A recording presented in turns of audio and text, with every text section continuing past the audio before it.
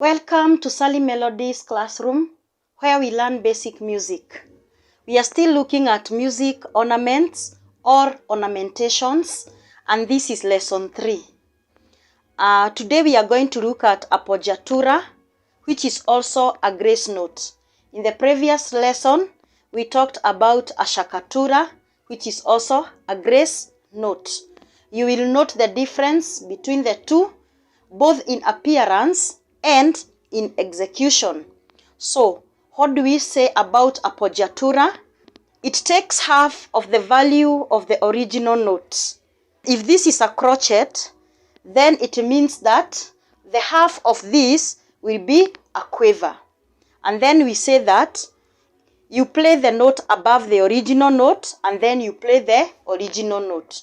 Before you play the original note, you first of all play the note above in half of the value. Here it appears as a crochet, but when you go to that other side, you will see that there are two quavers, a quiver and a quiver. And then we say that you first play the note above the original note, you play this note, and then you go to this note. So this is how an appoggiatura looks like.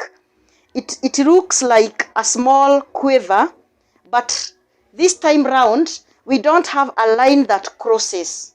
When you see a line crossing here, just know that that is an acciaccatura, as we said in the previous lesson. This one doesn't have any line that crosses. And then, as we said, you might find in some books or with some composers, they can put a slur. So both of them are right. You can have the one with a slur, and then you can have the one without a slur. So this is an appoggiatura, and we say that this is do. This is how an appoggiatura is notated. So if this is a do, because it is on C, when you go to that other side, we are saying that you split this note into two quavers. So one quiver will be played before the principal note or the original note, and this is the one. So this quiver comes on D, and now the original note is on C. So we say this is re and this is do.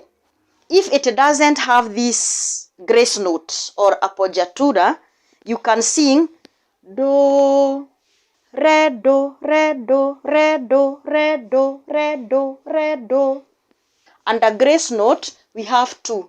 We have the acciaccatura and the appoggiatura. So in the next coming lessons, we are going to look at the rest of the ornaments so that we can see how each of them is played or sung and how it appears.